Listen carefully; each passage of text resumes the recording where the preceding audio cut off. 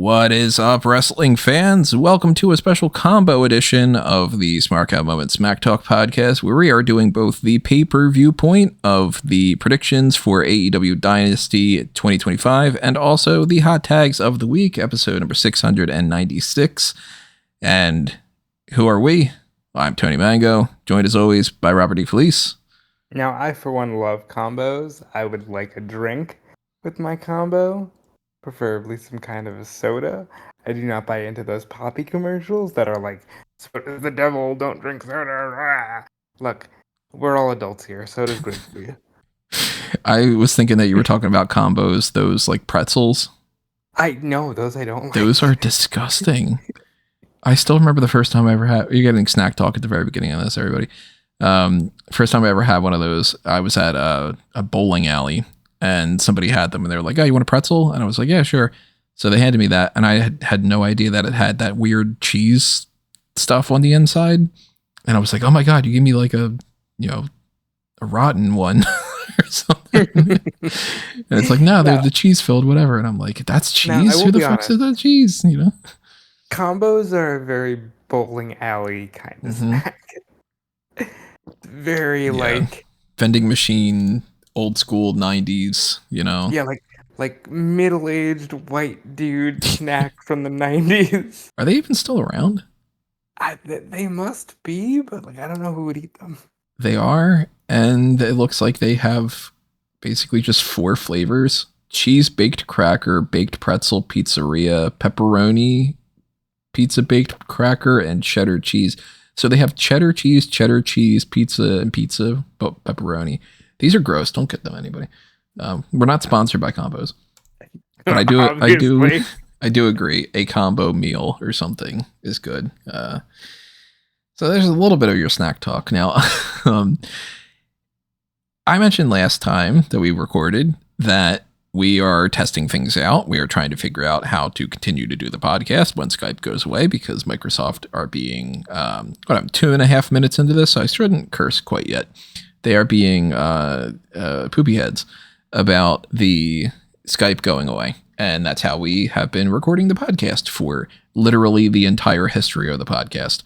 And used to do it through MP3 Skype recorder, and then I would edit it afterward. Eventually figured out how to do OBS and actually invested the money in a better computer to be able to do that. And we did that for the past bunch of years and all.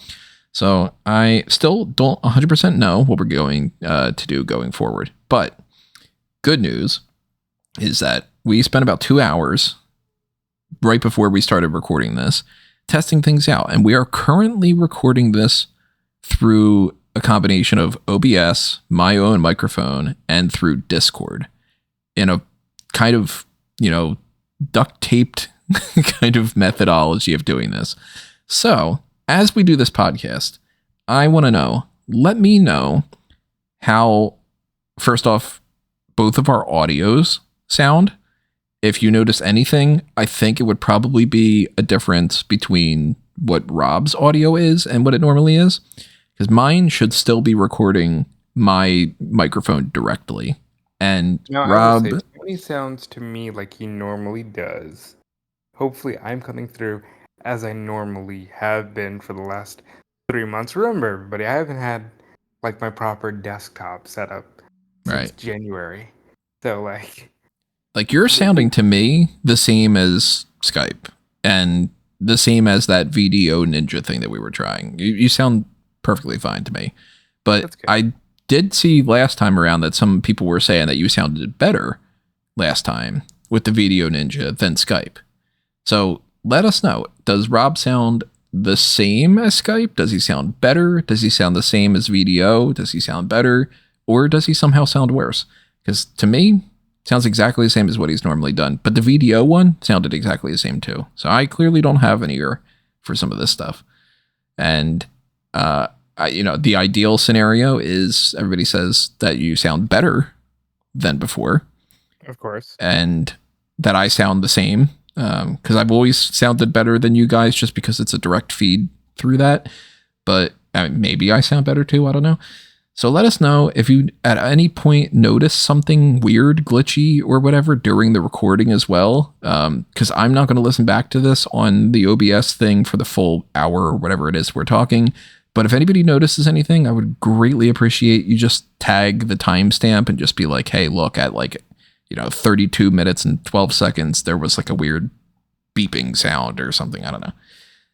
The video stuff, we're still trying to sort out a little bit. Might have figured that out. We're not on video for this, but you might end up seeing us on the Dynasty post show. Maybe not. I don't know. It kind of all depends. The point being, let us know how this sounds. And if this does work and I can figure out a couple other things to tweak, then it seems like we're probably going to be using Discord going forward. And that also kind of makes me go, okay, well, then the podcast should be secure on that front. And then we'll see how other things go. But that gives me a lot of hope for this, which is I'd like to give you good news instead of just, always terrible, terrible news. And maybe some of my hair will start growing back with a little bit less strength. I may or may not be working on that. Yeah. So that stuff out of the way. Keep in mind that, yes, we do have a Discord channel. And if you want to join the Discord channel, now that doesn't mean joining the podcast, but that also means that, hey, we could do that going forward as well. I didn't even think about this. Yeah.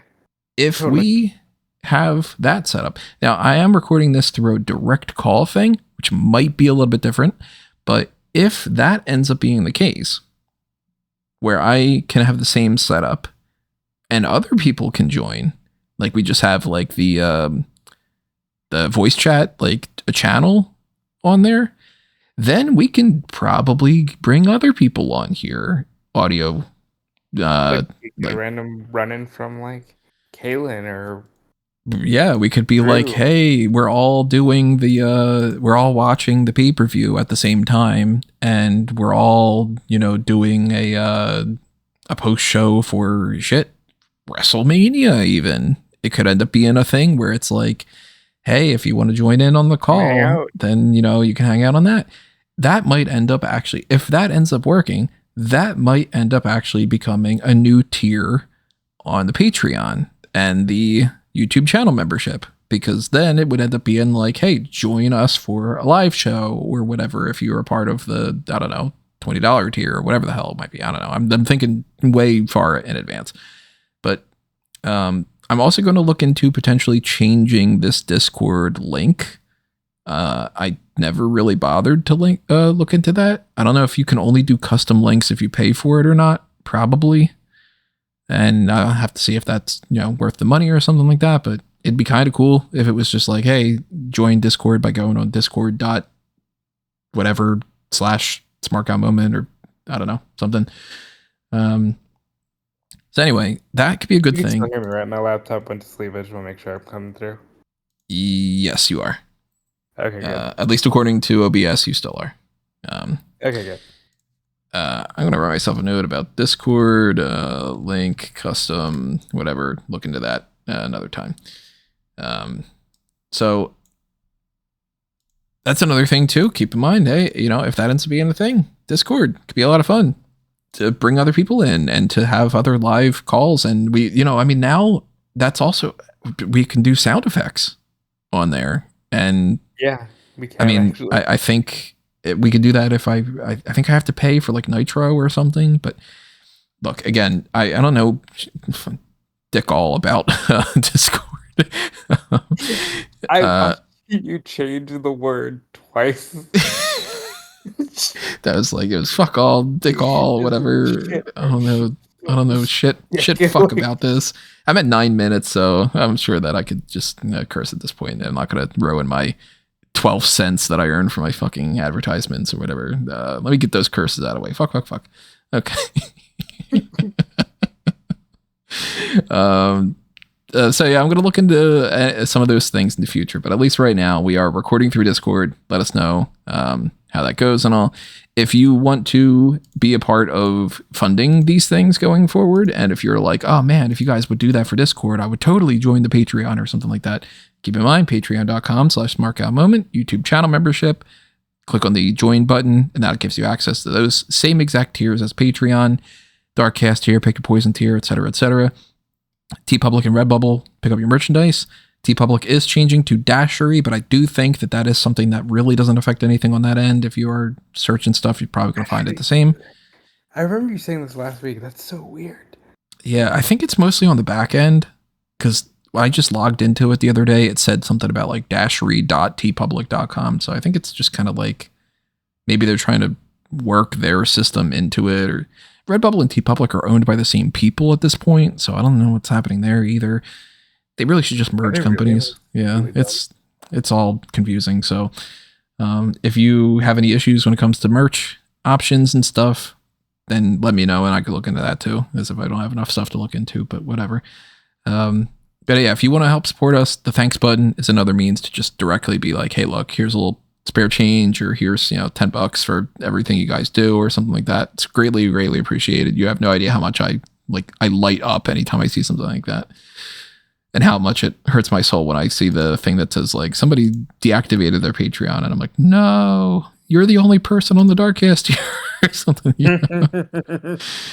Check out those Darkcast episodes that are out, by the way, everybody. I think the last couple of them haven't really gotten any clicks for the most part. So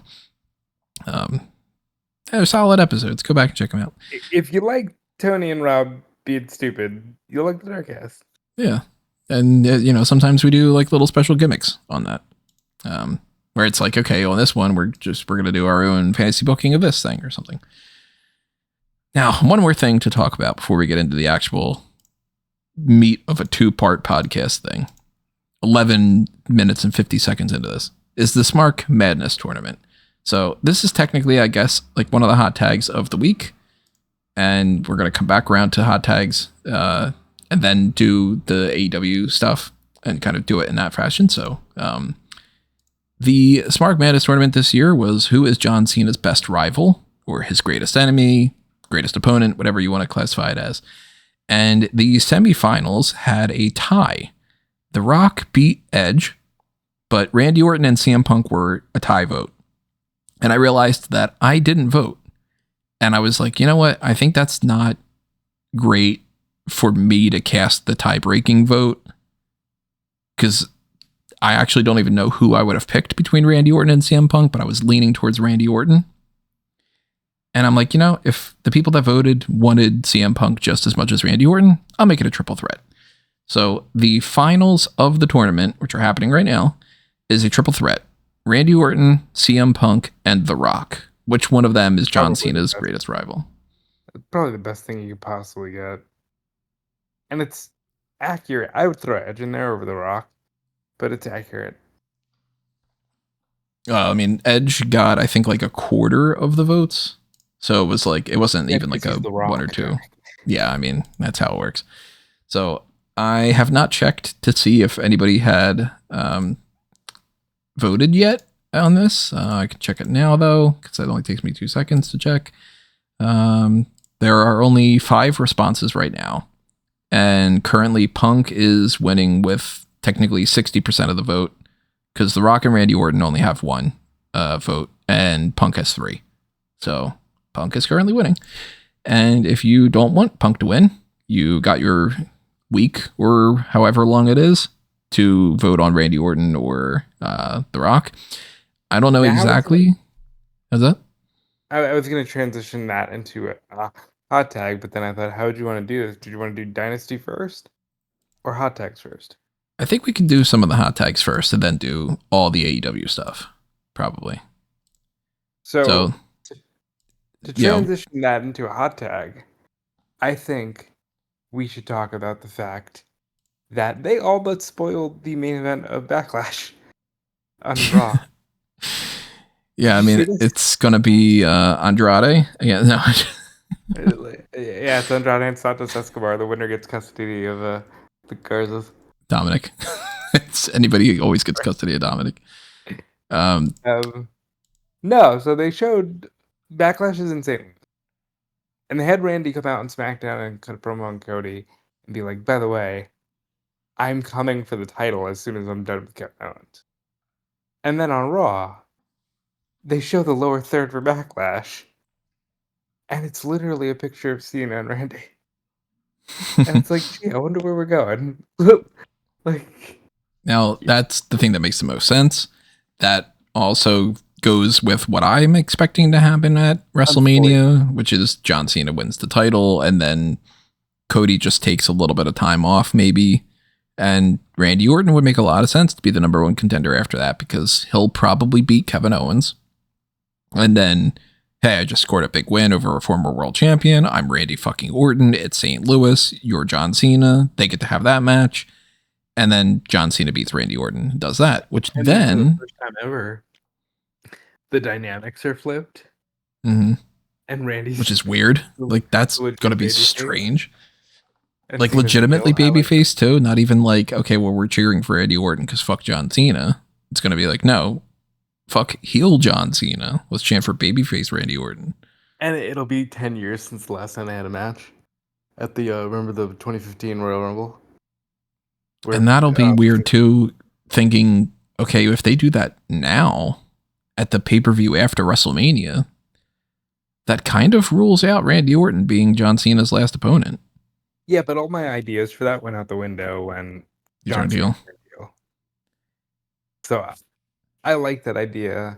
I also think it makes logical sense from the standpoint of Kevin Owens is the last guy to challenge for the championship. If you can beat Kevin Owens, you probably should get a shot at the title. No one's thinking like that, but I am. No, but it makes sense. It's like, if they wanted to, they could say that, and it would be believable. The same way as how we were talking about with the whole thing with Rhea Ripley, where it was like, Rhea Ripley should get a rematch, and they should say that they didn't settle on when the rematch is, and she wants it before Mania, and the whole thing. They ended up doing that, by the way. Yeah. Which and was really like, taking the long road to this through. Yeah, they really are. It's like, it's still not even confirmed at this point. And yeah, we can go back and talk about some of the Monday Night Raw stuff as well. We're going to talk about that. But yeah, it's, I mean, we might as well talk about some of the Raw stuff already. Like, let's just go ahead and, you know, move the hot tags along that way. Do I have a typo on this? Oh, no, I don't. I'm reading it too fast. I thought I had episode instead of episode. I love episode. Episode. So New Day beats New Catch Republic, which means Pete Dunne is randomly a babyface again, and Tyler Bates back. And screw you guys, you don't deserve to win. New Day gets, you know, a win over them in London, and War Raiders come out, and they don't announce an actual match for Mania. But at this point, it's like, all right, it's happening either on Mania or it's happening on Raw. By the way, we need to, I'll get around to this several points in this podcast, but do you remember when I said, oh, they never defend their titles on TV? I'm going to say it every week because they keep defending and changing more titles on TV. It's like it just keeps happening. It's like they heard me and they're like, all right, motherfucker. Like, you said it. Now we're going to give it to you way more than you were expecting. So the matches that are currently announced for WrestleMania, we have 7 matches that are confirmed at this point. One of them being AJ Styles and Logan Paul. They had their little promo. It's happening. We already talked about it. There's really nothing else to talk about there. But that means one night's already filled. They only really have room for 7 more matches. And I calculated it the other day for like a question of the day thing for EWN. There are, I count, at least 12 things that are going on right now that could potentially be a match at WrestleMania. So some of that stuff's just flat out not getting on the card. And that's not news, because we knew that that was going to be the case. Every year there's always like, okay, that's a feud, but it's not going to be a thing at WrestleMania and all that kind of stuff. But I had written up, part of my question of the day was, it was revolving around why is Roxanne Perez back in NXT, and we're going to talk about that later too. Oh my God. But I was like, long story short, I think the reason why she's back in NXT is because they don't have room for her at WrestleMania, because these are the 12 matches that I think they still are going to say, like, look, this isn't So 7 of these 12 matches are going to happen, but not all 12. Damian Priest and Drew McIntyre. That's happening at WrestleMania. That's not confirmed yet, really. Yeah, still not confirmed. It's all but confirmed, I guess. Yeah. That's a guarantee. So that's 1 down already. So you only have, out of all the following that I'm going to say, only 6 of these can fit at WrestleMania, realistically speaking. Braun Breaker defending the Intercontinental Championship, which at this point, based off of Monday Night Raw, and we'll come back and we're talking about this. Judgment Day beat Braun Breaker and Penta. Penta suffered his first pinfall loss, which Penta is upset about. Braun Breaker accidentally speared him. Dominic Mysterio, or Finn Balor says he's going to go talk to Adam Pearce about getting a title match, and Liv says Dom deserves it just as much, so she's going to talk about that. So it's going to be a fatal 4-way. So that's number 2. That'll be at WrestleMania. The United States title, if we go back to SmackDown, that was a situation where Braun Strowman beat Jacob Fatu by disqualification, and Solo Sikoa came out. There was a whole big long thing, and they did their whole spiel. But I'm looking at the past weeks. I got it back a little bit less, March 28th, not March 21st. The United States title match was LA Knight against Braun Strowman. It was a DQ finish because Jacob Fatu interfered. And Jacob Fatu says he's going to be the last man standing in a match with Braun Strowman, so they're going to continue that thing going forward. That could write off Braun Strowman. But he didn't lose the DQ situation of the United States title match in a way that makes it seem like he's just not going to be challenging for the title. So I think that that's also going to be a 4-way. I think it's LA Knight, Braun Strowman, Jacob Fatu, and Solo Sikoa. I don't like the idea of just doing 4-way and 4-way, but that does look like where it's going. If not, then I think it's going to be LA Knight versus Jacob Fatu, and Solo isn't going to have a match, and Braun Strowman's going to be taken out in the last man standing match. If they don't put Solo on the card, and I understand the perspective of his run, but it seems wrong, doesn't it? This was your top not great for 9 of the last 12 months. Top heel, you mean? What did I say? Babyface. Oh, well, that's just wrong. His top heel for the last 9 of the last 12 months. He was the top babyface when it came to Jacob Fatu because he loves him. I love you, Solo. But I think it sends a message that this dude's not going to be anything. Yeah, if he doesn't get a match. The best case scenario is it's at least a triple threat, if not a 4-way. And I think that Jacob Fatu should win the title and all that, or that Solo wins the title and Jacob eventually beats him for it or whatever. But realistically speaking, whatever it is, it's LA Knight defending against Jacob Fatu in some fashion at WrestleMania. 4-way or not. That's 3 out of these 7 matches.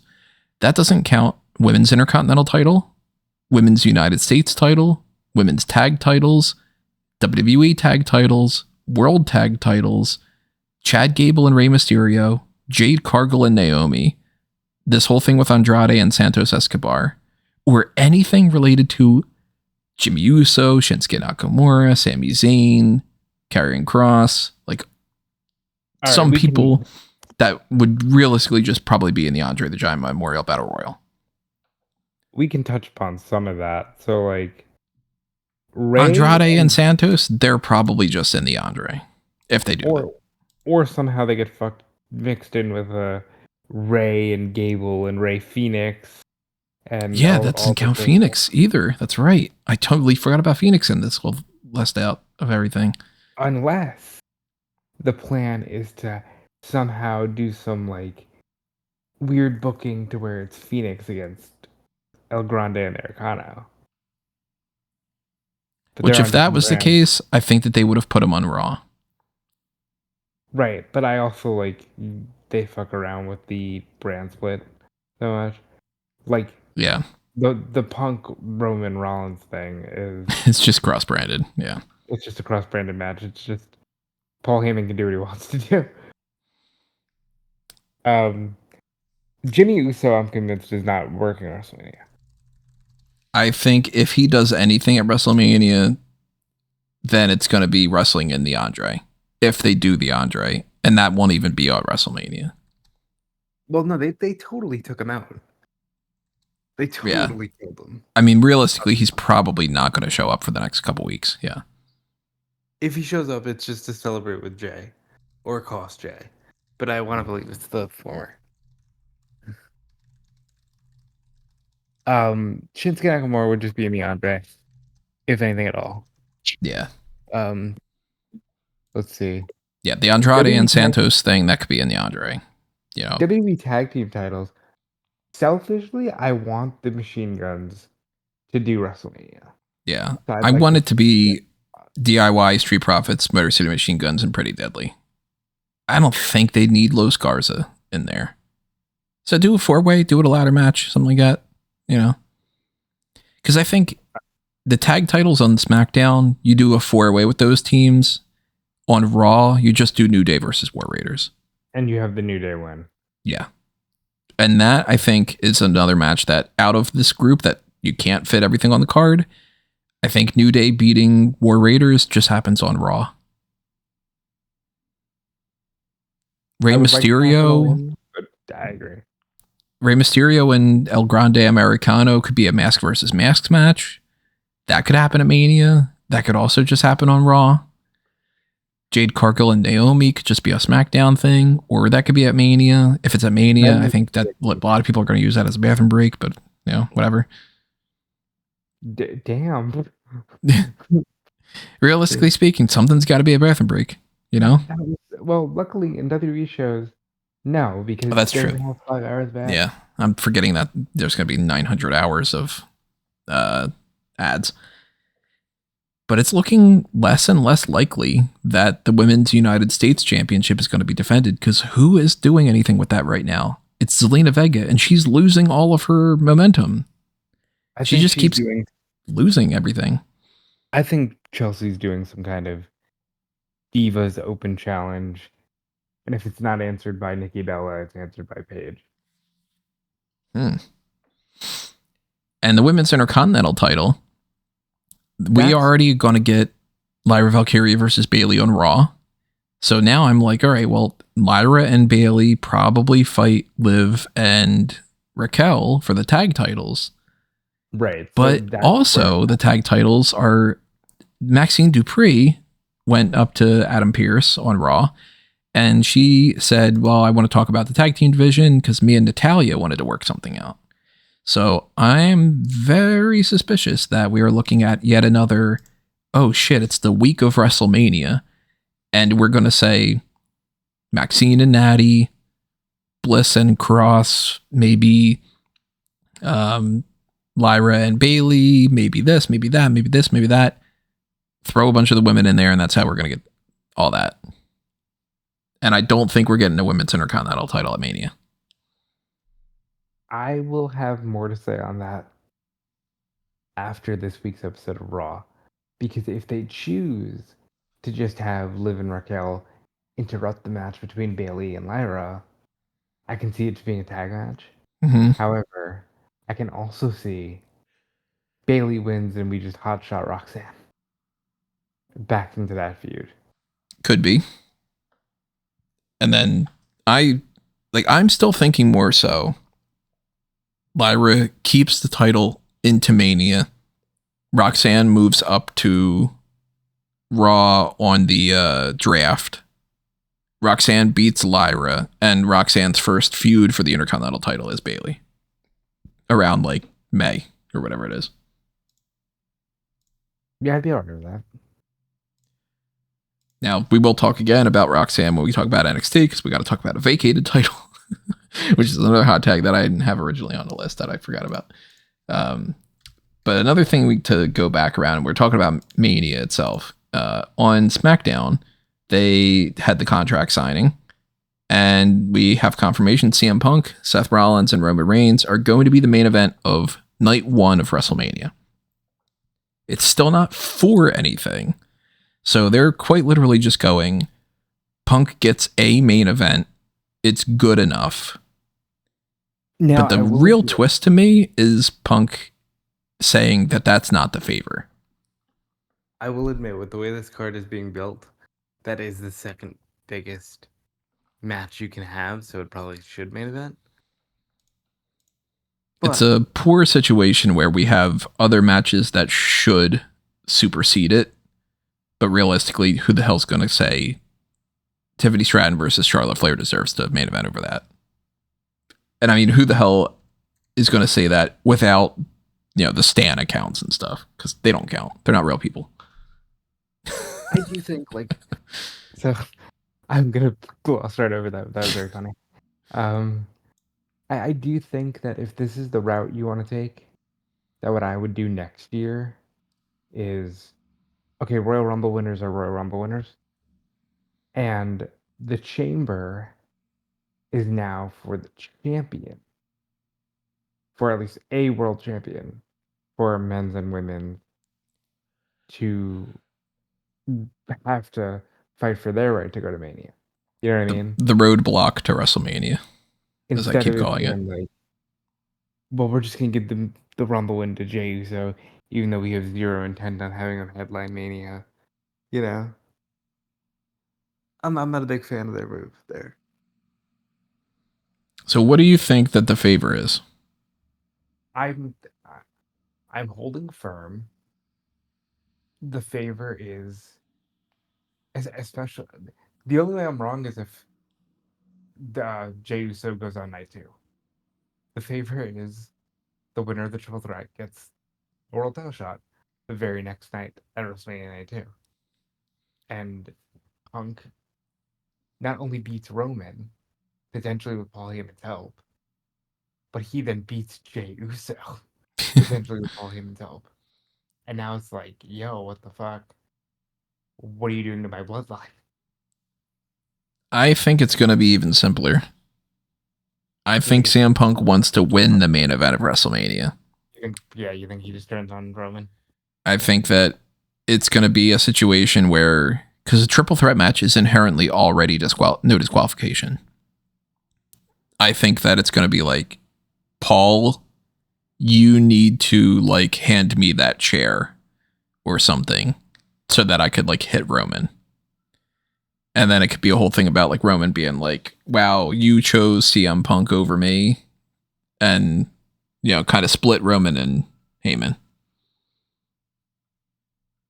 The internet super sleuths are overreacting to a clip from the contract signing where Roman says acknowledge me and Heyman can be seen telling Punk don't.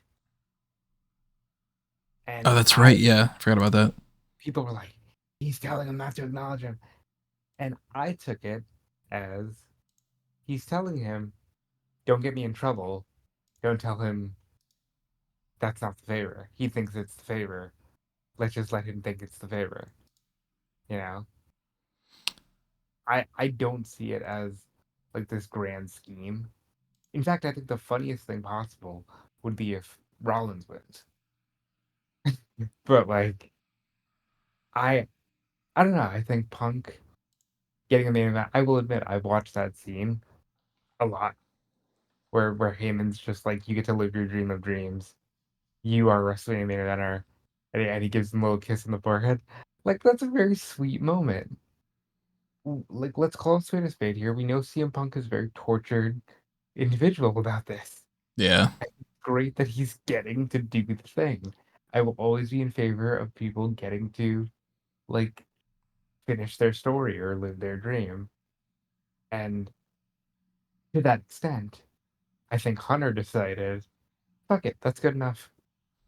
That's your story. That Punk is actually main event in WrestleMania. By the way, everybody, I just added a couple of filters to Rob as he was talking, like a noise gate filter and a gain filter. Let me know if he sounds any better now or any worse compared to what it was before. So we're at the 34-minute mark. I'm going to write myself a little note about that. 34 like 3430 or something like that. It's not much of a tweak, but it was the old filter noises that I used to have and all that, so it might be a little bit better, it might be a little bit worse, I don't know exactly sure. But continuing on with this, we're going to get more information about this later on. They're really milking the hell out of this by being like, oh, and this week Seth Rollins isn't going to be here, and this week this person's not going to be there, but they're going to be on SmackDown and that kind of thing. But can you believe that names like The Undertaker and Triple H and John Cena used to just build WrestleMania week to week to week? they were just always there. Yeah. It's insane now when you think about it. It's like nobody's ever just there. Yeah. They changed a lot about like the way that they kind of like, I mean, they don't do the house shows the same and all that. And in a lot of ways, it's much better. A lot of ways, it's not. Yeah. I don't think that there's much else on SmackDown to go back and talk about.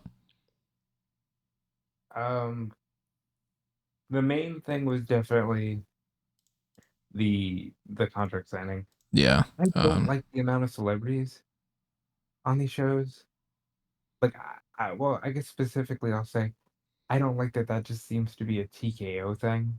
They're always like, look at who's in attendance, and they're like, oh my god, look who's here. It's Louis Capaldi, and it's this guy that we don't have the right credit for. And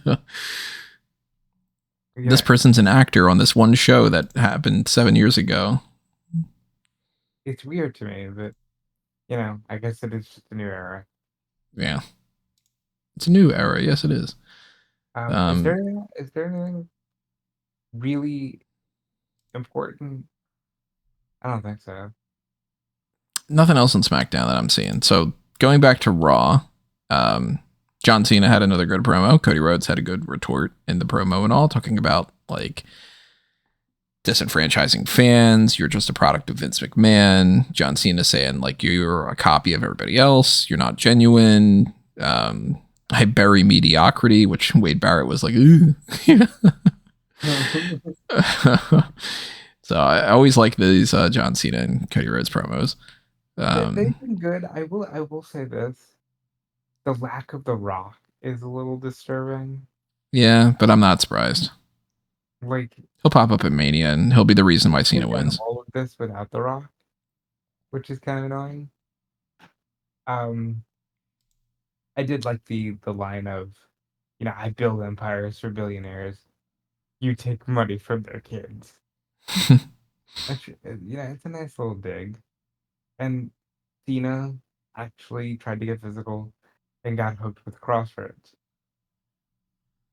which to me says they won't be on the next 2 episodes of Raw, and then they'll be on the go home. Probably. Nothing else on SmackDown or on Raw, really. We already talked about pretty much all that stuff, except for that Io Sky and Rhea Ripley ended up being a double disqualification because Bianca Belair was like, "Now screw you both. You keep hitting me, and that's not cool. I don't like you."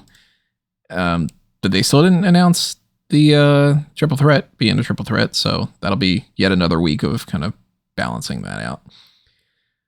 And before we go on to NXT, toss out a couple other things because we are talking about Mania. So one of the other things that was broken Mania related is that we have a new category in the WWE Hall of Fame this year. Immortal Moment, which is going to be an induction for Stone Cold Steve Austin versus Bret the Hitman Hart from WrestleMania 13. So they are doing matches in the Hall of Fame, but they are calling it Immortal Moment. And I think that that's a key thing to point out here because that means that they don't have to do strictly matches in the sense of, is Hulk Hogan body slamming Andre the Giant, is that the moment or is that the match? Now the match is not good. WrestleMania 3 does not have a fun, really great textbook technical wrestling main event, but it's a hell of a moment.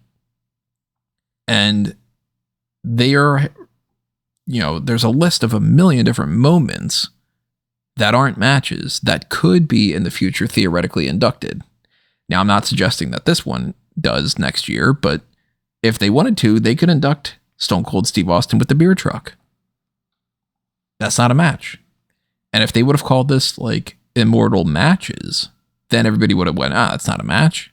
So I like that Immortal moment is where they're going because it gives them more flexibility.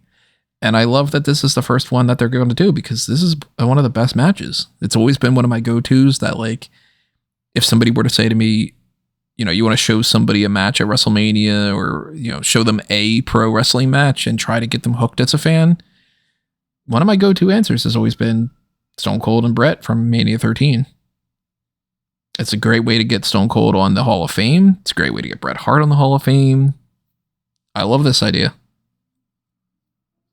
I do as well. I think it's a great move. I think it's about time you add something new to the Hall of Fame format. I think it was a great match to start with. My only regret is that it's not like on the perfect years, maybe. The perfect what? Yeah, the perfect like anniversary of like. Oh. It's exactly 30 years or whatever. So you are, by the way, I don't know if this is a thing on your end or if this is something else. You are coming in a little bit lower to me right now than you were at the beginning of this. I don't know if that's just because you're tired because it's 2:41 in the morning. Let me just try to adjust that. It is 1:41 in the morning, so maybe it's that. But no, I think this is the perfect match to start with. And I also was like immediately starting to think of, okay, what goes in next year? Yeah. And I already have some ideas in mind about some other things that I think that could be inducted in the future if they wanted to kind of keep things around. Like, I had put down, let me look at my list of what we had on here. Stone Cold Steve Austin's Austin 316 promo.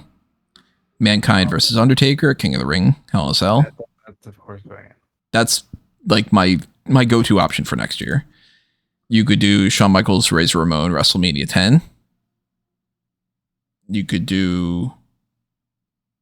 I don't think that they're going to want to do like more negative things like the Montreal Screwjob. But you never know. They could. I think that they could do the end of the era match. Well, they love milking Montreal, so I'm sure they will. They could do CM Punk's pipe bomb. You could do Trish and Lita in the main event of Monday Night Raw if they wanted to. It's not my go-to option, but they could. Becky Lynch, Charlotte Flair, and Ronda Rousey for WrestleMania 35 in the future they could do. The Daniel Bryan Yes Movement thing, the WrestleMania 30 finale, Rock versus Hulk Hogan. You could do the TLC match, or just like both of them in general, just kind of lump them in there. I like this idea. I think this has a lot of potential to it. As do I. Now, this also means that Bret Hart will become the first 3-time Hall of Famer.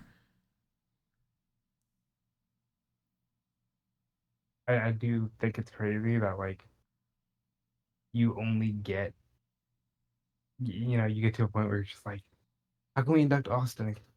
Yeah. How can we induct Bret again? How can we just get the same 12 people that just cycle around over and over again? It's Stone Cold, it's Bret, it's Taker, Shawn, Triple H, you know? And yet we still don't have, you know, The Rock in there or Batista or whatever. You know what else is interesting about this is there was the rumor from PWI that Shamrock was maybe being inducted. Who was? Lost you for a second, I think. Wait, what? That who was being inducted? I think I lost you. Oh shit! That there was the rumor that Shamrock was going to be inducted, and I wonder if that covers this. That they're not actually inducting Shamrock; that they want to induct this match. Oh. He was a part of. I didn't even think about that because they're only advertising it as like Stone Cold and Bret. Right. But maybe Shamrock gives the speech to it or something.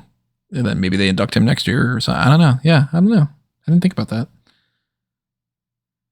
But overall, I'm very excited and very happy about this. Another Mania related thing, since we're talking about Mania, there's a documentary that's going to be on Peacock, WrestleMania IX Becoming a Spectacle. And if I go to my email and my my press notes for this. Let's see. It says, ooh la la. yeah, ooh, fancy. Fancy schmancy. What do I run a website or something? Featuring never before seen footage for the WWE archives, WrestleMania IX becoming a spectacle follows the making of the Las Vegas WrestleMania in 1993 that paved the path forward for the company. From the chaos outside Caesar's Palace to the action inside the ring. The action inside the ring sucks, by the way. The documentary pulls back the curtain on WrestleMania's world's largest toga party with an exclusive behind-the-scenes look at the event. And this is going to be on Friday the 11th on Peacock for anybody that's interested in watching that, which it's a busy week. So I don't know if I'll get around to doing that then, but I think it's pretty interesting. I'd potentially check it out. Yeah, this is for me. This shit is for me. Like, by the way, you're sounding clearer now. Yeah, I had to shift some stuff around. There you go. So mic positioning. That's what it was. I also turned on my laptop again. I don't know if it going to sleep kind of fucked with the audio. No, but this is for me. This is absolutely like. You'll have this on in the background at least. No. This is. You're just gonna sit down and watch it. I'm probably gonna get my little cake in a cup that I showed you, and just like sit down and watch this. This is absolutely for me. Like that era of wrestling, the new gen era, because so much of it for so long is just not discussed. There's a lot of like juicy stories outside of just, hey, in 1995, Eric Bischoff started a show called, like there's so much. How many weeks did they? I think it was 83. I'm not sure. It might be the name of this fucking podcast. But no. I think there's so much there, and WrestleMania IX is such an interesting show. Like that is typically the episode of Something to Wrestle. If I ever go back to an old Pritchard podcast, that's the one, because it's. If you take anything Bruce says at face value, which you'll understand why later in that episode not to, you get the vibe that Vince was just like, we don't need fucking celebrities. We are the celebrities. So to that extent, like naming this becoming a spectacle is really intriguing, and then you skip forward 2 years and they're like, we need Jenny McCarthy, we need Pamela Anderson, we need Lawrence Taylor at WrestleMania 11. We need photographers around the ring. Jonathan Taylor Thomas has to come out. By the way, Nicholas Turturro. Yeah. Which we now know is just not as good as his brother Jonathan Turturro of Severance. I had to get Severance. They're actually related? I just thought that they happened to have the same last name. They're brothers. That's insane. I didn't know that. Yeah. Yeah, they're really good too, and I think their sister is one of the characters on The Sopranos. Huh. So there's that. But no, I love WrestleMania IX, if only because I love the era. Like, look, is the show good? No, there's a couple good matches on there. Steiner Brothers Head Shrinkers, great match. Yoko and Bret is a really fun match when you consider like the size of Yokozuna. Apparently Ada Turturro is their cousin, by the way. Oh, sorry. And I do know that they're related though. You know more about me than I did. Yeah, WrestleMania 9 has a lot of weird things about it. Yeah, Michael's Tatanka. Michael's is with Luna for a night that never goes anywhere. There's a lot that doesn't go anywhere from WrestleMania 9, but it's such a fun show to me. And I like behind the scenes things where they start like diving deeper into slightly less popularized content, because it's like, all right, I like a lot of WrestleMania 10. I don't really like a lot of WrestleMania 9. So I already digest a lot more content about WrestleMania 10 than I do 9. And people don't talk about 9 all that much. People tend to talk about Giant Gonzalez sucked. And man, that situation with Hogan was weird. And that's it. And for the record, no one talks about 10. No one talks about 11. Like, that's why that era is so fascinating. Because it's the era where there's so much to talk about because it's like the business is falling apart. So there's so much there, but no one ever discusses it. So I'm looking forward to it. All that to get back around to. I'm very much looking forward to it. I'll be watching on April 11th, and yeah, it should be really good. This is not WrestleMania related, but what the hell? I'll just mention it anyway because it is a hot tag. We got more confirmation that Miro / Rusev is going to be re-signing with WWE. That's false. It is WrestleMania related. WrestleMania takes place on Rusev Day, Tony. Who knows? Maybe he pops up and wins the Andre or something. Definitely getting nervous that they haven't announced the Andre yet. I'll say that. But they're not going to do it until they announce. They probably are. Yeah. We're okay. The week after next or something that they'll announce it. Yeah, I mean, not to brush past the hot tag too much, but we already talked about the idea about like is Rusev going to come back and all that. So it's more so I wanted to mention it so people were aware because sometimes people just listen to the hot tags and they're like, oh, that's how I get my wrestling news. Well, that's a thing that seems to be more confirmed now. If this is how you get your news, I apologize. This is usually us just goofing off. There's value to it. Once in a while. Yeah, I think we're gonna get Rusev back, but I think that they're gonna wait until after Mania. I kind of expect it to be like a post-Mania surprise. Well, it's interesting because they're doing Rey Fenix this week. Yeah, and they already spoiled that it's Aleister Black. Yeah, seemingly like in 2 weeks, so he might be the SmackDown after Mania. Maybe Rusev is the Raw after Mania. I don't know. Yeah, could be. Like, what would he have to do? Because we used to talk about it back in 2018. I don't say I didn't like. I liked the Rusev Day thing, but it was very much over as a meme to me. And I'd rather Rusev with his head on straight, doing the God's Champion thing he was doing in AEW, but with the presentation of WWE. You know what I mean? Yeah. I don't want it to be like, yay, Rusev Day, because that's going to fizzle out in 3 weeks. Yeah, I don't think Rusev Day should be the direct way they go ahead and do it. I want some sustainable stuff for him and for, Lana, assuming Lana's coming back with him. They got back together, by the way. I don't know if we talked about that on the podcast.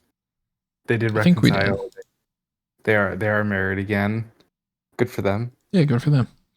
And I want Rusev to have a strong presentation because it's the one thing I liked about his AEW time.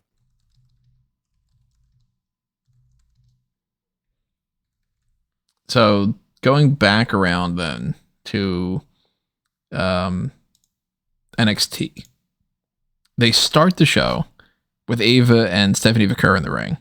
And after having a discussion about the whole, like, what are they doing with this whole double champion thing? Why is that even becoming a thing? Oh, okay, well, she'll just vacate the title. Oh, never mind. She's going to lose the title because they're making her defend both.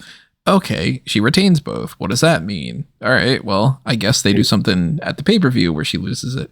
They start off and they just go, yeah, never mind. She's vacating the North American title. And there will be a ladder match. There's a ladder match. It's going to involve 6 women. So they just did the same that we were thinking at the beginning. So took a long road to get back to the same point. But that means that Stephanie Vaquer is no longer double champion. It means that the Women's North American title is vacated. And it means that we are now doing the qualifying matches to determine who gets into the match at Stand and Deliver to win that vacated title, which one of those matches was Kalani Jordan beating Roxanne Perez, which then comes back to the discussion about Roxanne that we're talking about. I think that the reason why they kept her in here was they just don't want her to be on Raw yet. And after Mania, that she'll come back. She'll win the Women's Intercontinental Championship, and that'll be how they do that. I would believe that, except for the fact that they had her lose. Which says, okay, maybe we do actually want you on Raw for Mania. Could be that, yeah. And then Zarya beat Lash Legend. And the only thing else we know yet is Sol Ruka has a match against somebody next week. They didn't say who. I will say this. The woman who I think is winning is currently in a mini rivalry with Jordan Grace, and that's Jada Parker. I think she'll eventually find her way in this match and win it. And if not her, I think it'll be Lola Vice. Lola Vice is my pick, yeah. Not I'd my like preference, but my pick. I'd like to see Jada get it. The family went over some stuff about Dark State. Dark State went on the attack when we got an announcement that there will indeed be a triple threat match for the NXT Championship at Stand and Deliver between Javon Evans, Obafemi, and Trick Williams. Now, they did attack Trick Williams, but it was on April Fool's Day. And I still think that Trick Williams is going to be the leader of Dark State. I buy that completely. I like the April Fool's Day excuse. I don't know if that's just a coincidence or if that's something they planned, but it did pop into my mind. My immediate thought was they had him do that because people were catching on that it might be Trick Williams. Yeah. No, so the family angle was weird because it made it seem like Daquan Sugars is just the leader. Like they went on this whole thing about how he's charming, people follow him anywhere he goes. So I started to feel like he's the leader, but I do think it'll end up being Trick. Or maybe even Javon. It'd be interesting. Guy. But, maybe it would fit better, I think, in terms of, like, they're a youthful group, right?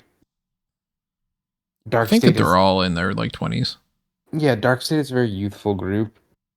And they're kind of getting their stuff together. Like, they had some new presentation elements. With almost like the Wyatt family. Like the little noise thing. Yeah, like zooms into the screen of like the mask or whatever it is. So like they're getting there. I'd like to see them play a role in the main event. I don't know who I want to see them aligned with, but I think that they will. I think that they're gonna end up being the reason why Trick wins. I don't like the one thing I'll say about NXT is I don't like this pattern of like, okay, you're on the rise.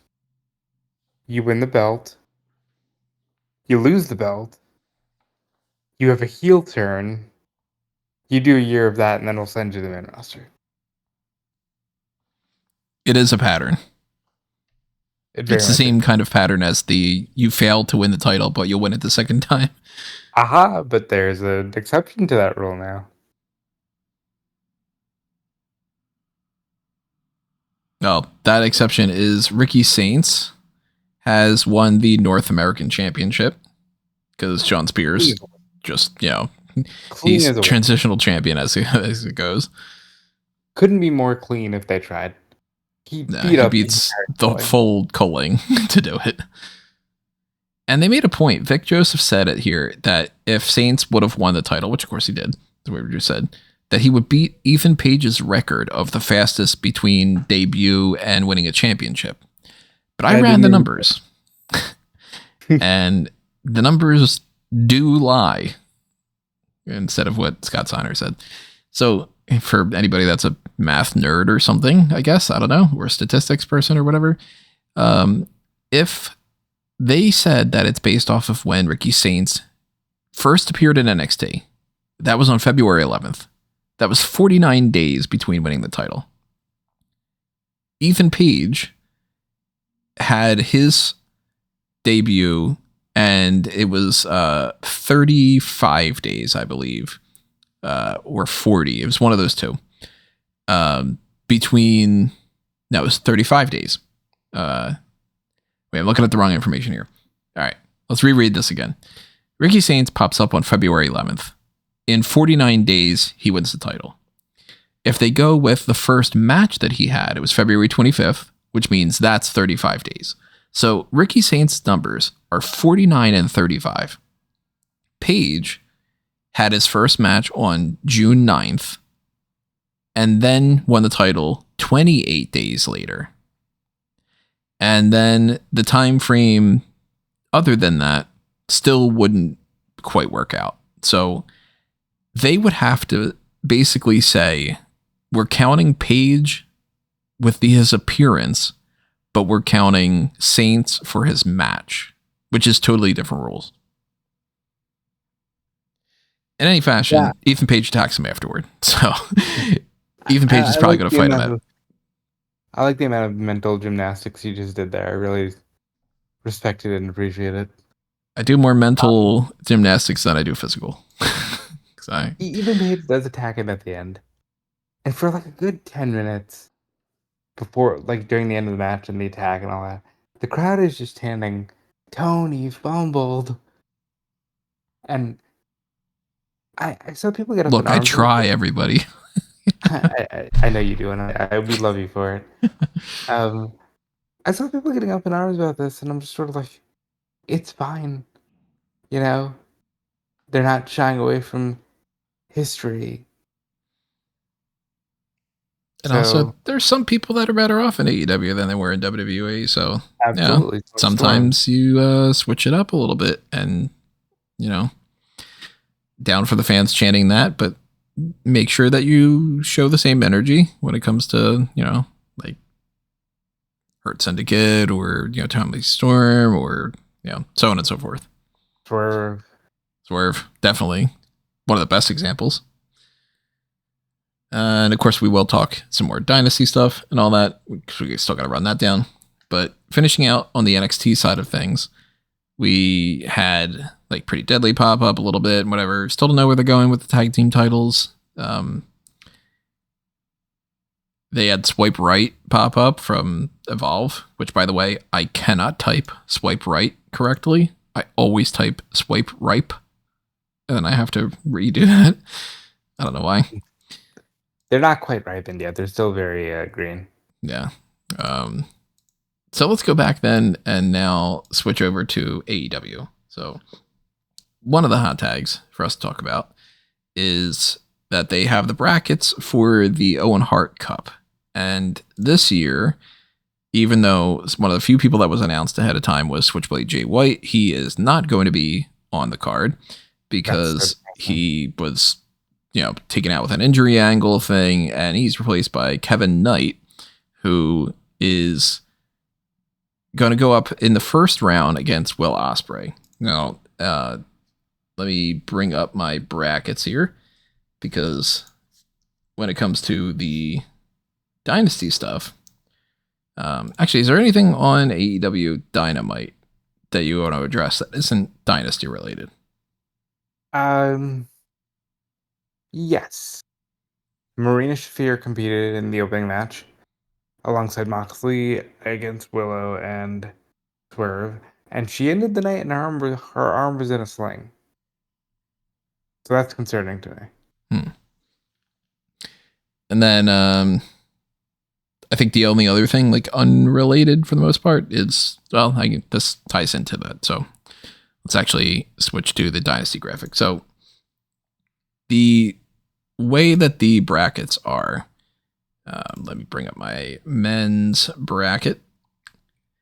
We got Will Ospreay against Kevin Knight, and the winner of that will face Brody King or Konosuke Takeshita in the semifinals. We got Mark Briscoe against Kyle Fletcher, and then we got Hangman Adam Page against a wild card. So one by one, Ospreay versus Kevin Knight. That is happening on the pay-per-view, and I am assuming that Will Ospreay wins. Same. And then Brody King and Konosuke Takeshita. I think Takeshita wins that. What'd you say? Brody King and Konosuke. I'm going to say Takeshita, obviously. Yeah. So Ospreay, Takeshita, I think goes to Ospreay. I would say so. So left-hand side of the bracket, we're both going Ospreay in the finals. Yeah. Right side of the bracket, Mark Briscoe and Kyle Fletcher. I think that goes to Fletcher. I would agree. And then Hangman Page against the wild card. The wild card is an unknown by default, so it could be anybody. It could even be a boat. You know how much you always want to know this. Ricky the Steamboat, maybe. That's an old school joke. Ricky the Steamboat. Who do you think the wild card's going to be? I'm going to guess Josh Alexander. I could certainly see that happening. I would love for it to be a Wardlow. I want Wardlow to exist. Maybe it's somebody that's involved in a match already on this card. Maybe it's like a speedball. Maybe it's for all we know, maybe it's Swerve. I don't think so. Max isn't working. Could be. You know, Max doesn't work in the pay-per-view. Yeah. There's a lot of options. And they've done wild card things before where it's been like, all right, this is somebody that's like, Jeff Cobb. One shot thing or something. I think Kyle Fletcher versus Will Ospreay, or the wild card against Will Ospreay, or Hangman against Ospreay are all three very viable options for the finals. It's not going to be Briscoe against Ospreay. It depends on who the wild card is. Yeah. Because maybe it's Jeff Jarrett. It could be. We haven't seen him in a while. And he's got a history with Adam Page. So maybe it's Darby and then everything goes out the window because Darby has to win. Yeah, that could be the case for this too. And there's a lot of variety that they could go with. So at least when it comes to that, the first thing we're going to find out is going to be Ospreay and Kevin Knight. We're going Ospreay. There are there's the setup for the whole thing with the women's bracket, which on the women's side of it, you've got on the left-hand side, Jamie Hayter against Billy Starks and Thunder Rosa against Chris Statlander. And I kind of look at this and I go, it doesn't matter because Mercedes Moné is going up against Julia Hart. And the winner of that, aka Mercedes Moné, is going to go up against Athena or Harley Cameron, aka Athena. I think the right side's Mercedes against Athena, and whoever wins that match wins the tournament.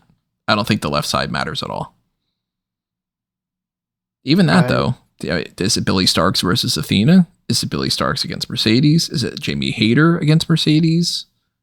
It's also Statlander could get another crack at Mercedes. Could be. But no, I think Mercedes will probably win here, the whole thing. She's currently my favorite to win, yeah. And then that way you get champion versus champion at All in Texas. And she carries another belt in the process. Hey, if it's working, it's working.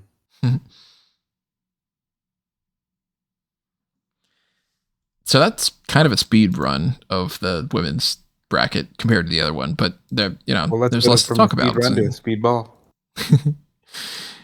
Speedball, Mike Bailey and Ricochet and Kenny Omega are fighting for the International Championship. And they're going to flip. And they're going to kick. And they're going to dive. They're going to smack their legs. And they might even slap their legs a little bit. And then Kenny Omega's going to retain. And Kenny Omega's going to retain because there's no chance in hell either one of these two is beating Omega. No. Omega is holding that title until at least All in Texas. He either loses to Kazuchika Okada or he beats Okada and they merge it. I'm fully going on that direction. He will be the AEW Intercontinental Champion. I think so. But that'll be a fun match. Or the AEW Continental Champion. Imagine if they did it that way. The Continental. They're like, we were going to merge those names. And then everybody's like, okay, Intercontinental. And they bring out the Continental belt. And everybody's like, the fuck does this mean? Tony Khan's like, I got you.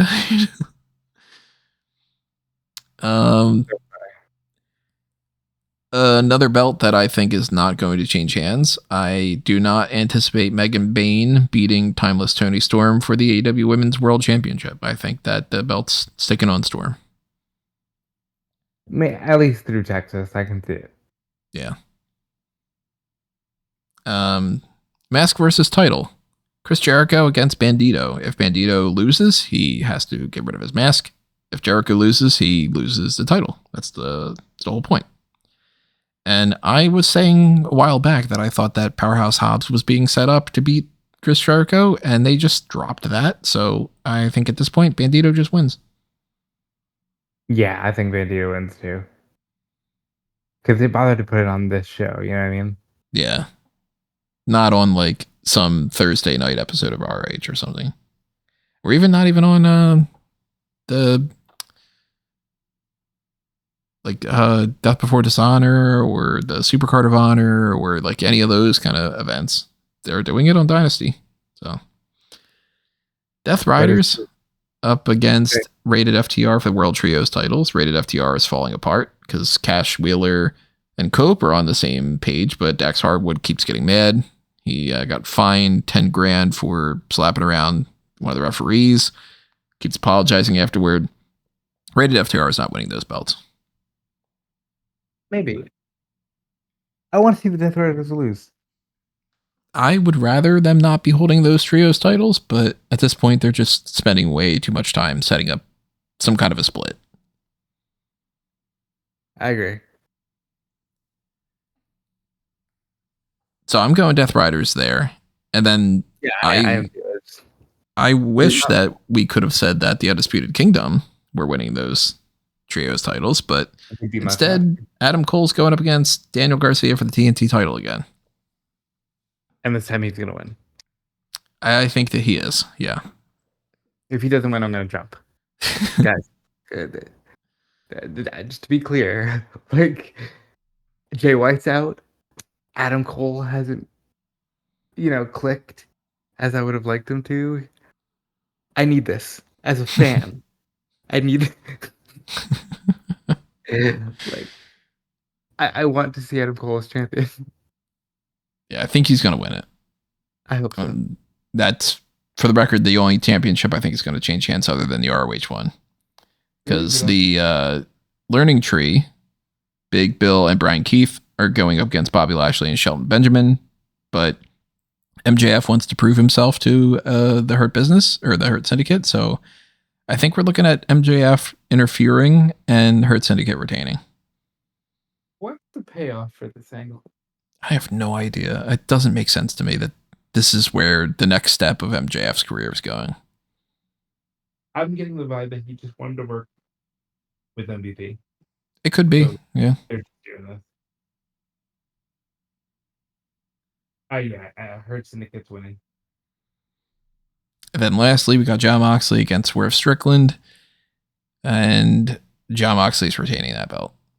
Swerve has another enemy in Hangman Adam Page, which they had a little backstage thing this week where Page was saying, I made a promise that you're never going to win that championship again, and I'm a man of my word, and you deserved me burning down your house. And Swerve said, I know, which I thought was kind of weird. Right. I think Hangman's going to help Swerve, actually. I don't know if he's going to help him win, but I think he'll fight off the Death Riders for him. I could see that being an ending. Like Death Riders continue to beat down on Swerve after the match, and then Hangman comes out, makes a save. Well, no, I don't think he's gonna wait. I think he'll probably chase off Wheeler or something. And even the odds for him. But let's be clear. I could also see Swerve winning. If they don't know when Darby's coming back. By the way, you're sounding off again. Am I? Is that mic placement or is that Discord? It might be my laptop going off. Screwing with the power. Hold on. Yeah, now you sound a little bit better. Let's turn this back on. Now you sound you sound good. Okay. So yeah, I can see Hangman helping Swerve. I don't know. It's interesting because people like Swerve. They want him to be the guy. And not in like we just want Roman Reigns to lose, so we want LA Knight to be the guy. kind of way. Like Swerve is the guy for so many people who watch this company. Hangman Page is going to have a change of heart now that Swerve has had a change of heart. Yeah, it'd be shocking if he's not full babyface in a little bit. I don't want to see them bury the hatchet. I like lifelong rivals. I like people who are just like, oh, when I see you, it's on site because I think it's fun. But they clearly are telling another story. Uh, it'll be interesting to see how the Death Riders FTR match plays out. It'll be interesting to see how Marina maybe being injured factors into things. But I think, gun to my head, I'll say Mox. But I'm not as sold as I would be if he was going up against any other wrestler on the roster. I am fully 100% Moxley's retaining. I think there's no doubts whatsoever that that's happening. Do you think it's just good they're just saving it for Ospreay? I was thinking that it was Darby Allin, but Ospreay challenging at least for the belt makes me potentially think that maybe he does win it. But I could see Ospreay losing because he doesn't have to, go all the way and win. He could just be like, all right, I'm challenging for the belt. Oh my God, everybody thinks it's going to happen. And then Moxley retains again. And then Darby Allin comes around. What if Darby's the wild card? Yeah, then that throws it all off for Yeah, Ospreay. if Darby's the wild card, then I think Darby can actually just win the tournament. I don't know. I'm really curious. By the way, how am I sounding? Computer went off again. I'm really curious. Sounded okay. Okay, cool. As to what they do here, I can see Swerve winning. I don't think it's gonna happen, but I think it's more likely than Hope winning last month. Overall, I think Dynasty will be a fun show. The ops will be here in some form or fashion. We don't know where. Yeah, they're gonna be watching the show and they're gonna make sure nobody's lacking. That's what he had said. Maybe Christian shows back up.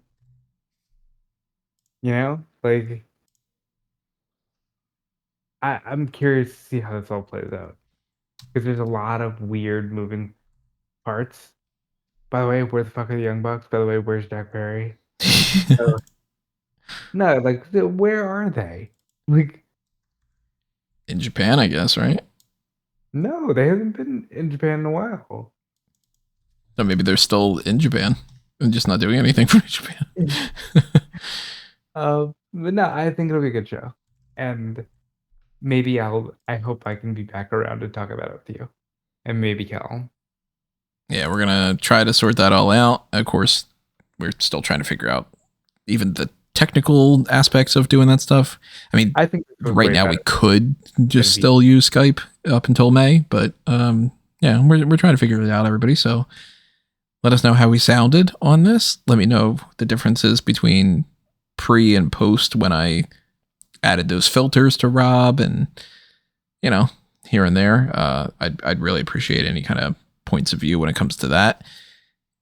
Keep in mind all the stuff I mentioned before about this marketplace stuff and all, showing your support on things across the board, the Patreon and so on and so forth. And make sure that you're following us at amangotree.com. All the different links that I have up there. I'm at Tony Mango for a lot of them, but if you're following Rob, then head on over to Dude Felice on most platforms. Yeah, it's Dude Felice on Blue Sky, Instagram, Twitter, Twitch. Pretty much Dude Felice everywhere. You can also check out my work on Fightful.com.